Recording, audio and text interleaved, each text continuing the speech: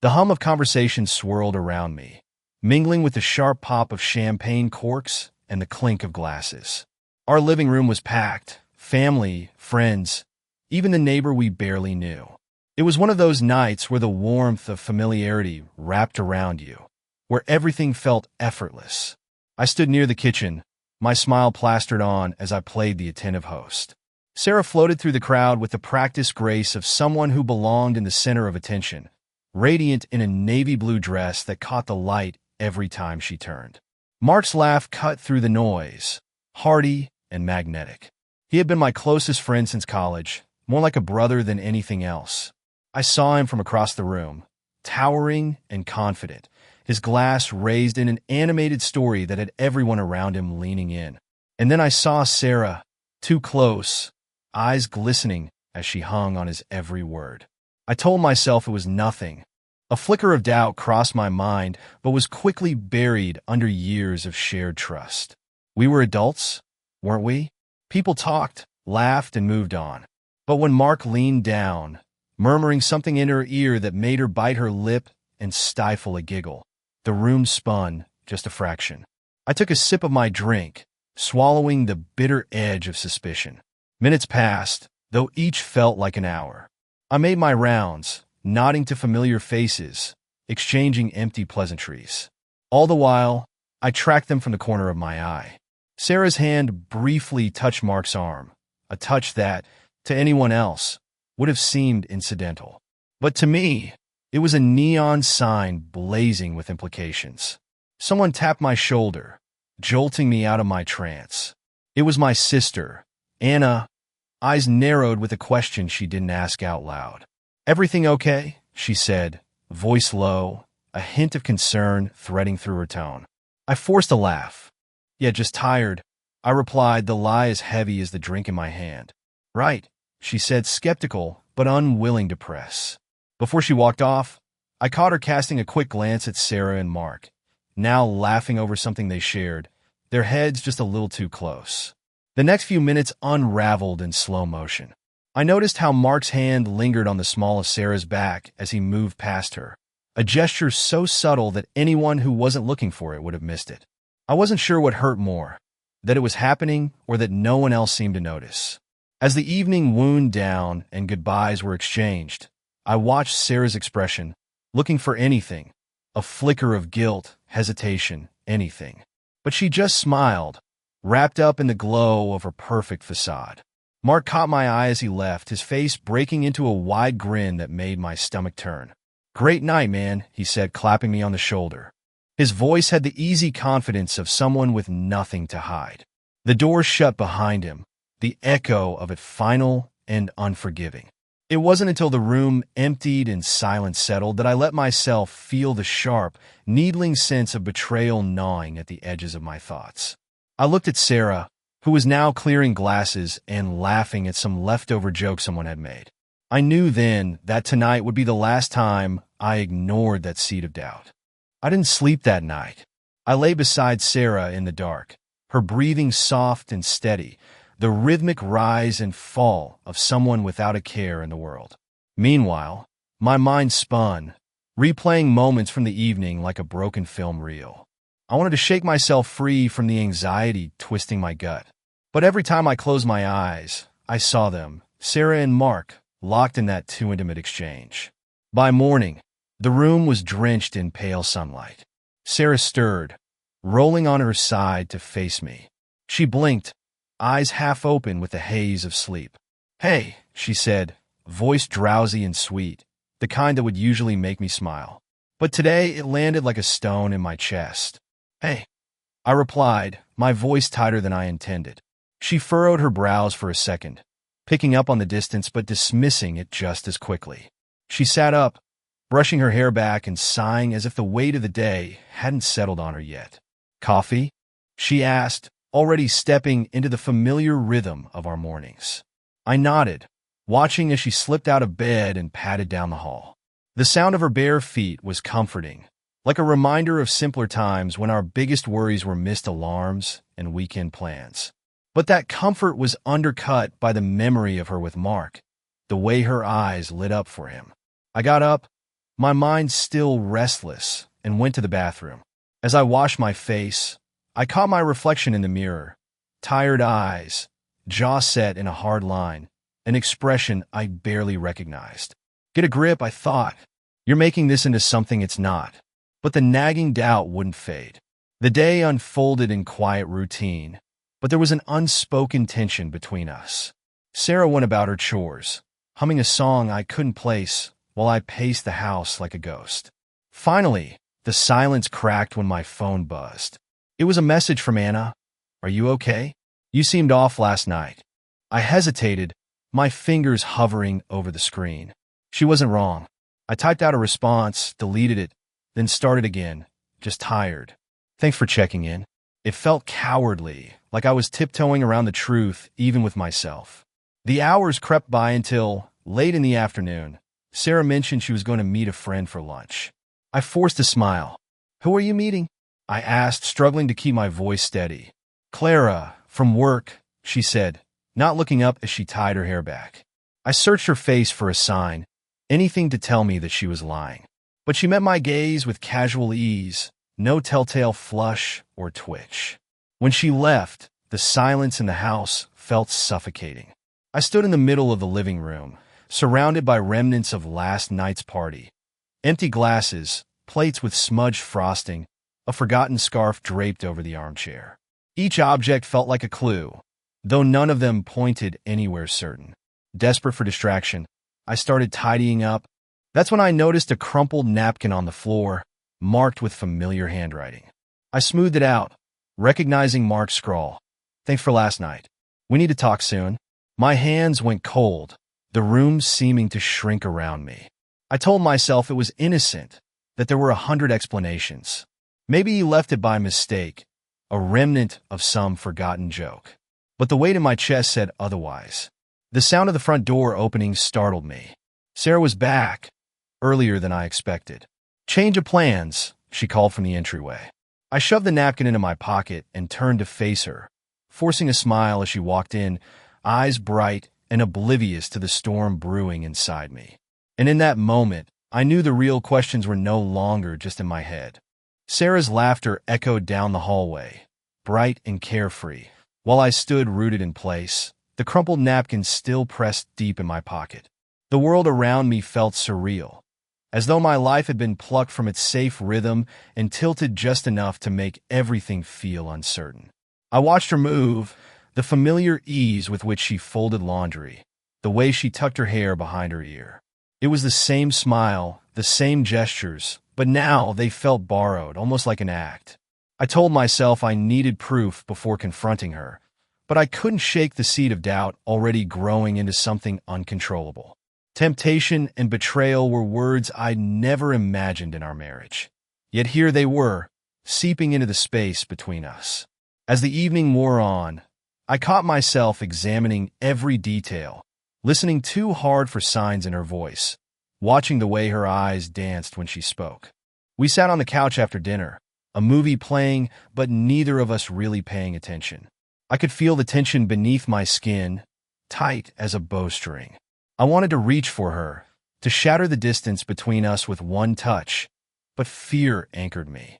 Are you okay? She asked, her eyes flicking to mine, searching for the source of my silence.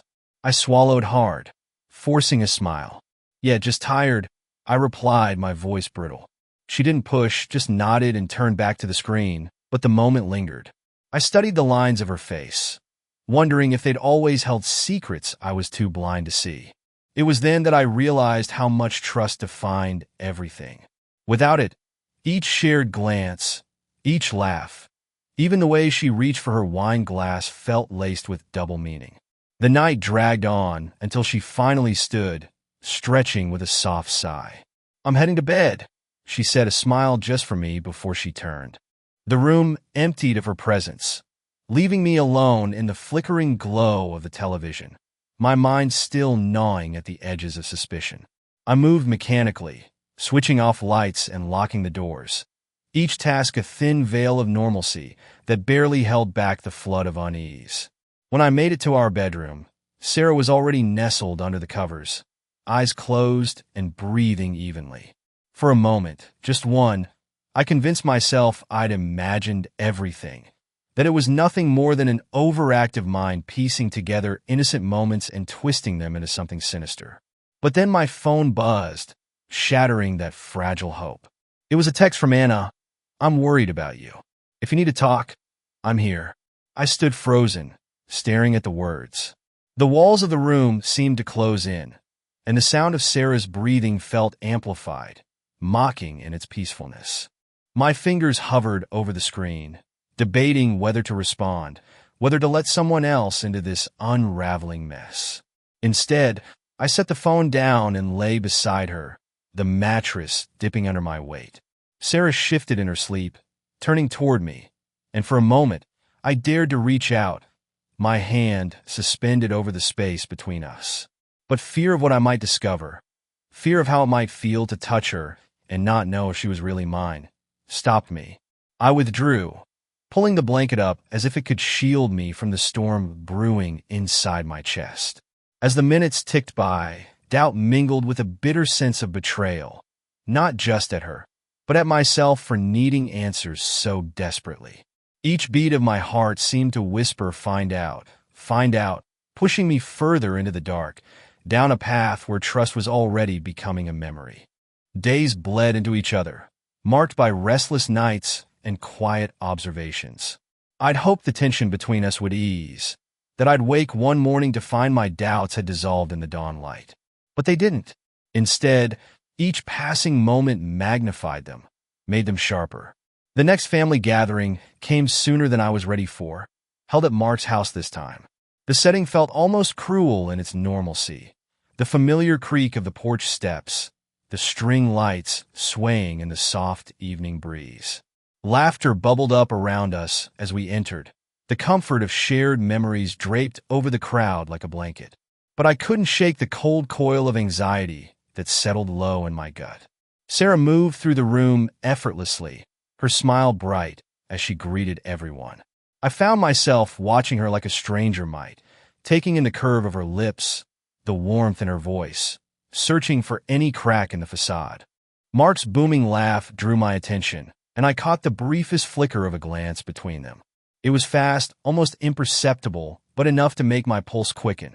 "Hey, you're quiet tonight," Anna said, appearing at my side with a knowing look. She was always too perceptive for her own good. "Just tired." I repeated the same lie I'd told a dozen times. She nodded, unconvinced, but let it go, her eyes darting to where Sarah stood, too close to Mark.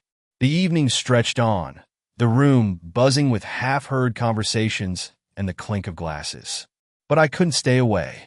My eyes were drawn to them like magnets, tracking their movements, measuring each laugh, each accidental touch.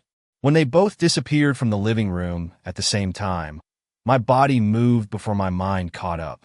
I found them in the hallway near the kitchen, their conversation hushed, eyes locked. Sarah's expression was open, vulnerable in a way that made my chest tighten with a mix of anger and dread. Mark leaned in, speaking low, his hand brushing her arm. She didn't pull away. My voice cut through the charged air, harsher than I intended. "What's going on here?" They turned in unison, eyes wide like children caught sneaking out past curfew. Sarah's hand fell to her side, and a blush crept up her neck. Mark straightened, clearing his throat, his easy demeanor suddenly forced. "Nothing," Sarah said too quickly, the word tumbling out like a defense. She glanced at Mark, then back at me, a flicker of something unreadable crossing her face. Mark's grin returned, strained and thin. "We were just talking, man. Didn't mean to save it." I interrupted, my gaze locked on Sarah's. For a moment, the noise of the party seemed distant, muffled by the pounding of my heartbeat. I watched her swallow, her eyes darting between us before settling on me, searching for forgiveness she hadn't asked for. "Can we not do this here?" She whispered, her voice trembling enough to reveal the truth she wouldn't say aloud. "No," I said, my voice softening with resignation. "I think we need to do this now." The hallway felt too narrow, closing in on us, the weight of everyone's voices and laughter pressing in from the other side of the wall.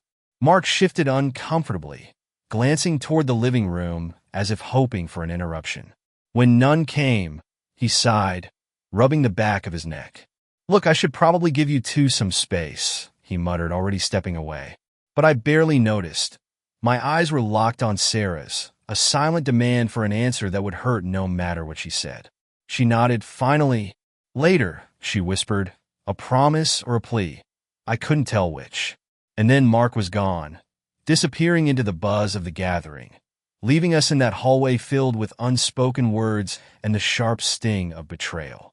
I reached for her hand, but she pulled it back, a silent confirmation that something between us had already shattered. The ride home from Mark's house was suffocating. Sarah sat rigid in the passenger seat, staring out the window, the soft glow of passing streetlights casting stripes of shadow and light across her face. I gripped the steering wheel, knuckles white, the tension between us thrumming like an electric current. The silence was thick, every unsaid word filling the car like smoke. I pulled into our driveway, turned off the engine, and let the quiet settle.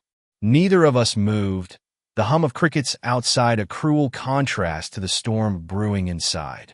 Finally, Sarah sighed, a sound so heavy it felt like a confession. She turned to me, eyes glassy and tired. "We need to talk," she whispered, voice breaking on the last word. "Now?" I asked, though I already knew there wouldn't be any sleep until this was over. I pushed open my door, the slam echoing in the night as we made our way inside. The house felt foreign, stripped of its usual warmth, and I couldn't shake the feeling that the walls themselves were listening. We stood in the living room, just a few feet apart, but with an expanse of distance between us. I watched as Sarah crossed her arms, more for protection than defiance. She looked at me, eyes deep pools of guilt and something else, fear maybe. "It wasn't supposed to happen," she started, each word a knife. My heart pounded in my ears. "Then tell me what had happened," I said, my voice steadier than I felt.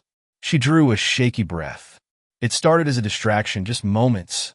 Talking more, laughing about things. I thought it was harmless." And then her eyes dropped, unable to meet mine. It wasn't harmless anymore. A low heat flared in my chest, the kind that made your limbs feel numb and your head swim. I wanted to shout, demand answers, but I couldn't find the words. All I could do was watch her, this woman I'd built a life with, unravel before me. Was it? The question stuck in my throat, ball rising with it. She looked up, and the answer was there before she even spoke. "Yes," she whispered, eyes brimming. "But it wasn't what you think. It wasn't about you. It wasn't about us." The room spun. I sank into the armchair behind me, needing something solid to cling to. Then what was it about, Sarah? Because right now, all I can see is everything breaking apart. Tears finally spilled down her cheeks. "I don't know. I was lost, and he felt familiar in a way that I can't explain. It was a mistake. I know that now, but knowing doesn't make it better. Does it?" "No, it doesn't," I said, voice trembling with the weight of everything I felt, betrayal, hurt, love still clawing for space amid the wreckage. The memory of Mark's grin, the way he'd clapped me on the back as if we were still friends, flashed across my mind. I clenched my fists, the betrayal cutting deeper with each heartbeat. "But what about now?" I continued, the question ragged and desperate. "Is it still happening?" "No," she said immediately, shaking her head. "It stopped weeks ago. We stopped before it went any further." "Further?" The word cracked in the air like a whip, and I stood again, needing to move, to do anything but sit in this choking silence. I paced to the window, staring out at the night, my reflection staring back at me with hollow eyes. "I know I don't deserve forgiveness," Sarah said, her voice small, breaking through the silence. "But I can't lose you without at least trying to fix this." I turned to her, the woman I'd once trusted with every part of myself.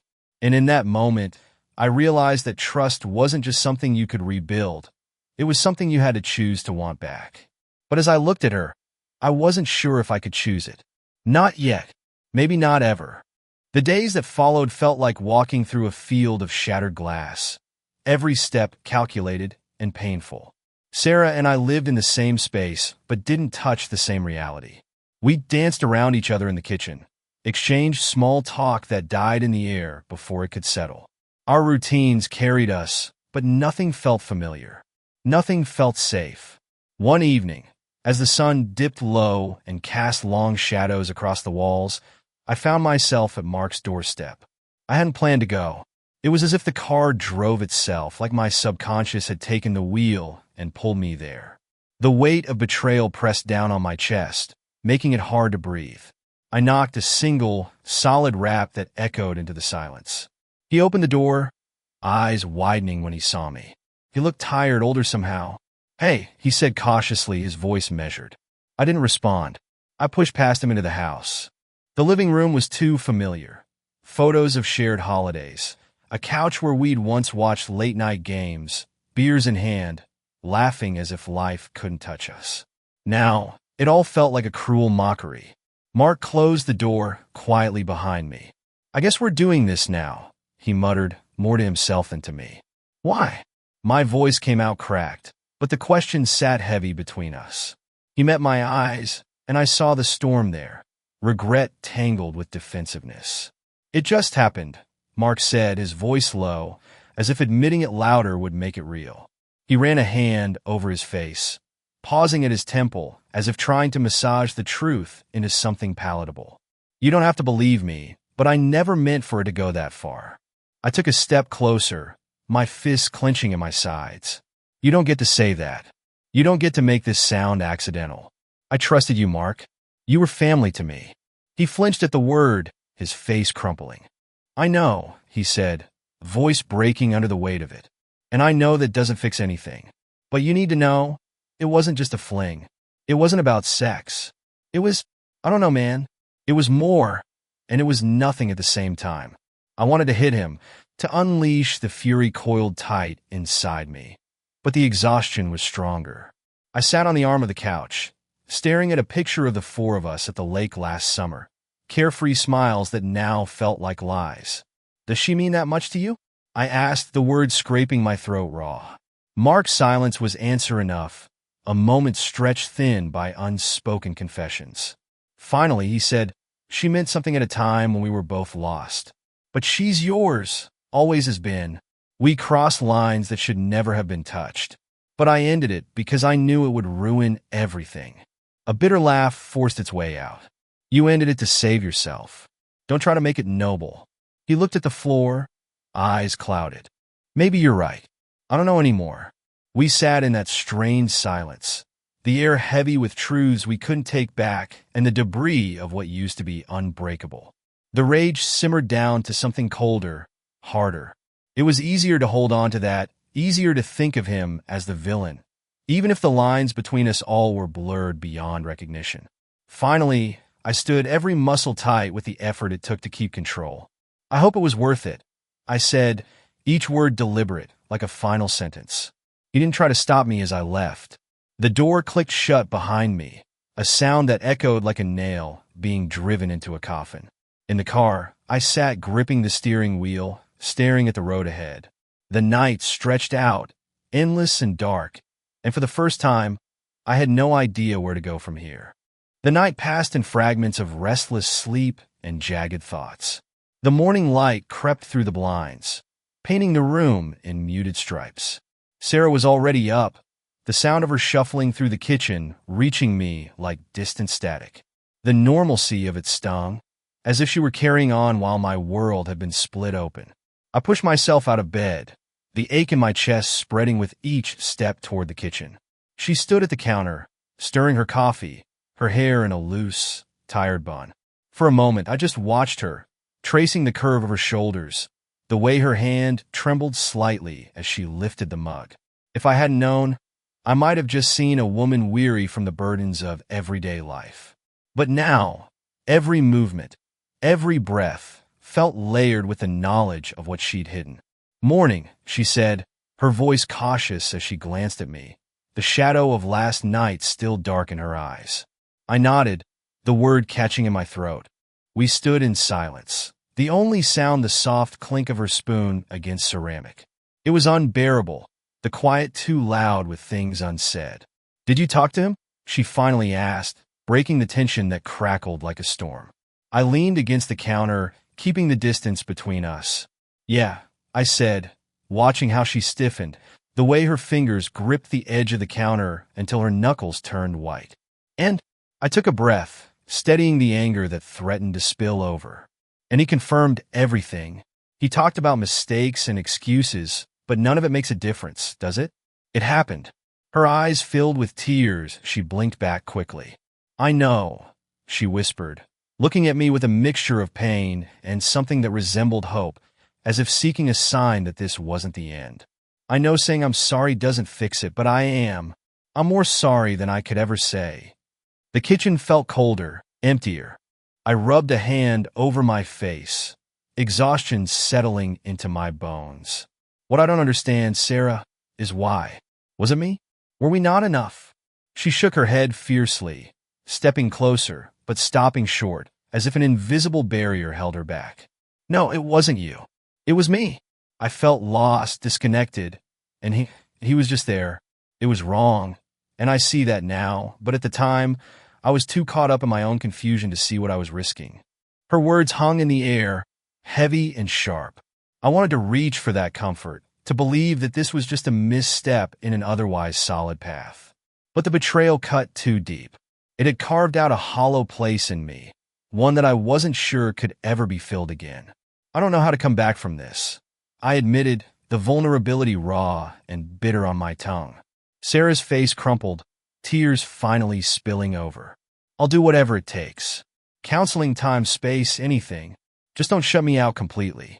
I turned away, looking out the window where the world continued on, indifferent to the wreckage inside these four walls. Trust wasn't just broken. It was shattered, splintered into pieces so small that I couldn't see how they could be gathered up, let alone put back together.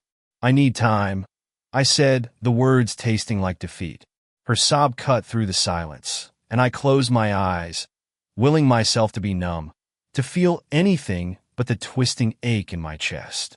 Take whatever you need, she whispered, voice catching. The sound of her pain should have given me some sense of satisfaction, some acknowledgement that she was suffering too. But it didn't. It only made the weight heavier, more suffocating. I left the kitchen without looking back, footsteps echoing in the hallway as I headed to the room that once felt like ours, but now felt like mine alone. The door clicked shut behind me, and for the first time in days, the silence that followed was a reprieve, even as it threatened to pull me under. The days dragged by, each one a test of endurance. We moved around each other like shadows, careful not to cross paths too closely, as if the slightest brush would shatter the fragile truce between us. The once shared routines, morning coffee, small talk about weekend plans, brushing past each other in the hallway, had been replaced by an awkward, loaded silence. Sarah kept her distance, respecting the unspoken rules I'd set, but there were moments when I caught her watching me. Her eyes were full of regret, pleading silently for forgiveness I wasn't ready to give. It was strange to grieve someone who was still there, sharing the same space yet feeling so far away. I worked late most nights, throwing myself into tasks that didn't matter, anything to keep my mind from circling the same painful thoughts. But there was no escaping it. When I came home, the weight settled back on my shoulders, heavy and familiar. One evening, I walked through the door to find the house dark except for a soft glow coming from the living room. Sarah was there, curled up on the couch with an old photo album. She looked up, startled, as I set my keys on the counter. The quiet between us felt brittle, like it might crack at any moment. I couldn't sleep, she said, her voice hesitant, the words hanging in the air between us. I nodded, stepping closer until I could see the photos spread across her lap. They were from our early years, beach vacations, dinners with friends, lazy afternoons on the porch. The images felt like artifacts from a different life, one where trust was so deeply embedded I couldn't have imagined losing it. Do you remember this? She pointed to a picture of us at a cabin, my arms slung around her shoulders, both of us grinning with sunburned faces and carefree hearts. The question was innocent, but the longing in her voice carried a deeper meaning. Yeah, I said, my throat tight. The memory hurt, sharp and bittersweet. I glanced at her, noticing the way her eyes were red-rimmed, the exhaustion etched into her features. This was a different kind of pain, hers layered and tangled with guilt. "I miss that," she admitted, tears threatening to spill. "I miss us before everything went so wrong." I looked at her, seeing not just the person who betrayed me, but the person who had once been my confidant, my laughter on hard days, the reason I'd believed in forever. It was almost impossible to reconcile the two versions, the past and the present, the woman who sat before me now. "I miss it too," I said, surprised by my own honesty. The weight of the statement settled between us, heavy but real. For the first time in weeks, the silence didn't feel like an enemy. It was just there holding space for what might come next. We stayed there for a while, surrounded by the echoes of better days. The hurt was still there, raw and fresh, but so was something else, something quieter, a tiny seed of possibility. It wasn't forgiveness, not yet. It was just the understanding that we both felt the loss, that neither of us knew how to fix it, but maybe, just maybe, wanted to try. "Do you think we can get back there?" she asked, barely a whisper. "I don't know," I admitted, "but I think we need to figure out if we even want to. And that means talking, facing this without looking away." She nodded, a tear slipping down her cheek. For the first time in what felt like forever, there was no mask, no forced attempt at normalcy. Just her, raw and exposed, and me, unsure but willing to try and listen. The silence that followed was different. Not just an absence of sound, but a pause filled with questions and fears and the smallest flicker of hope. It was a beginning, or maybe the end of the worst of it. I couldn't be sure, but for now it was enough. The days wore on, and with them came the subtle shifts in how we navigated the spaces we shared. Conversations began with hesitance and ended in silence. Each word a careful step over a minefield of what we could and couldn't say. Some nights, we shared the same room without speaking, the air vibrating with unspoken thoughts. Other times, the quiet was interrupted by attempts at normalcy, a shared dinner, a question about my day, but they crumbled under the weight of all that had changed. One evening, after yet another long day at work, I came home to find Sarah sitting at the kitchen table, papers spread out before her. She looked up as I entered, eyes shadowed by exhaustion, but lit with a determination I hadn't seen in weeks. "Can we talk?" she asked, voice steady but soft. The tension in the room was suffocating. "Yeah," I replied, taking a seat across from her. The space between us felt like a chasm, full of questions I was too afraid to voice. "I've been thinking," she started, fingers fidgeting with a pen, "about what you said, that we need to decide if we even want to try. I do, but I need to know where you stand." I took a deep breath, letting the seconds tick by, trying to grasp what I truly felt amid the chaos in my head. "I don't know, Sarah. Some days, I see us getting through this, but other days, I trailed off, eyes landing on the stack of photos still sitting on the counter from the night before. They felt like relics, reminders of who we were and might never be again." Her eyes dropped, and I could see the way her throat worked to swallow the pain. "I understand," she said, her voice breaking just a little. "But I can't live in this limbo forever. We need to face it, however painful." I nodded, the words sinking into me like stones. "Then tell me everything. No holding back." A silence settled, deep and terrible, before she began. She talked about the small moments that turned dangerous, how she'd found herself slipping down a path that seemed innocent until it wasn't. Every detail cut through me, each one another blow, but I listened because I had to, because understanding was the only way I'd ever know if forgiveness was even possible. "It wasn't just one mistake," she admitted, eyes locked on mine, searching for a reaction. "It was choices, small ones that added up until I was too far gone to pretend I hadn't crossed the line. And by the time I realized how much I was risking, it was too late.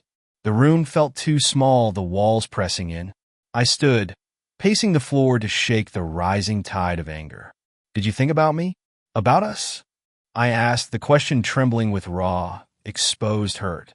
"Every single time," she said, tears streaming down her face. "And that's what makes it worse. I knew, and I did it anyway." The admission twisted in my chest, sharp and unforgiving. I turned away, the weight of her words pressing down until I thought it might break me. I stared at the window, the world outside indifferent to the storm inside these walls. Do you know how hard it is to look at you and feel both love and hate at the same time?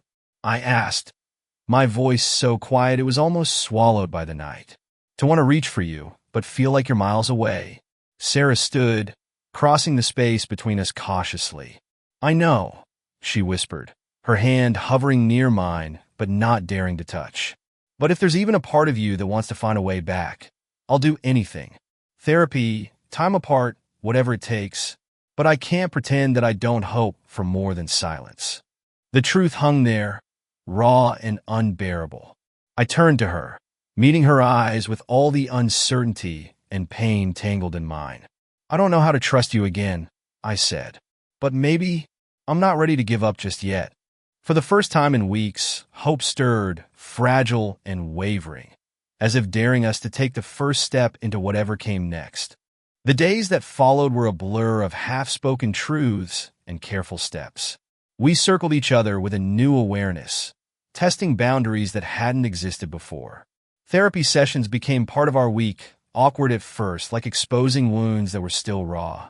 The counselor's office smelled faintly of lavender, a strange contrast to the sharpness of the words exchanged within its walls. Sarah spoke first in those sessions, her voice shaking but steady as she laid out the path that led to betrayal. Each sentence was a knife, cutting through layers of anger and confusion I'd built as armor. I sat there, arms crossed, eyes fixed on the framed diplomas behind the counselor's head, unable to look at her, but listening to every painful word.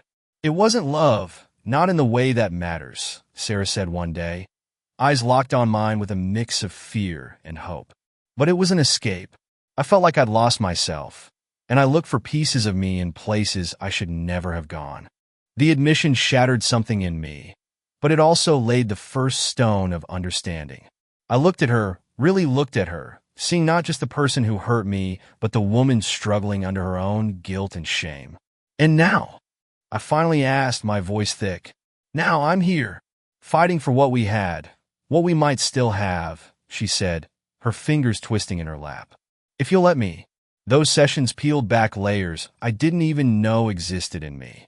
I found myself admitting things that felt like betrayal of my own. The loneliness I'd ignored, the moments I'd chosen distraction over connection. It didn't justify what she'd done. Nothing could, but it painted a picture of two people lost in their own worlds, drifting apart without even noticing the distance growing between them. Outside of therapy, we began to rebuild, piece by fragile piece. Small moments turned into tests of will. A shared laugh over a broken coffee maker, a late-night conversation that started with hesitant pauses but ended in shared stories that didn't hurt to tell. Each one was a tentative step across a bridge we both feared might collapse under our weight. One night, weeks after our first raw confrontation, we sat on the back porch, wrapped in the quiet hum of crickets and the cool bite of autumn air. I glanced at her, noticing the way she clutched her sweater tight around her, eyes on the stars as if searching for answers they couldn't give. Do you ever wonder if we can get back to what we were? She asked, breaking the silence, her voice barely more than a whisper. I thought for a moment, letting the stillness settle. No, I said finally, and her face fell, a flicker of pain shadowing her features. I reached out, my hand brushing hers lightly. But maybe that's okay. Maybe what we become next is better, because we know what we almost lost. She looked at me, eyes shining not just with tears, but with something deeper, a fragile hope. I want to believe that, she said, her voice trembling. And for the first time I did too. The journey back was not linear. There were days when trust felt like a distant dream, where an accidental glance or an unanswered text pulled me back into doubt. But there were also moments that felt like healing, a hand on mine when I needed it, the way she said my name with the same warmth it once held. One evening, as we sat watching the sun sink below the horizon, Sarah turned to me, her eyes steady. "Thank you for not giving up," she said. I nodded, the words settling into the place where anger had once lived. "We're not there yet," I said, and she smiled, a sad, understanding curve of her lips. No, but we're trying, she replied. And that was enough for now.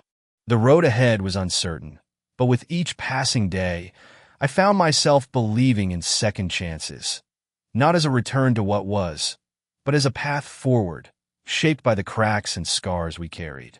We were no longer the couple in the photos, frozen in time and blissful ignorance. We were something else, raw and imperfect, but maybe, just maybe, stronger than before.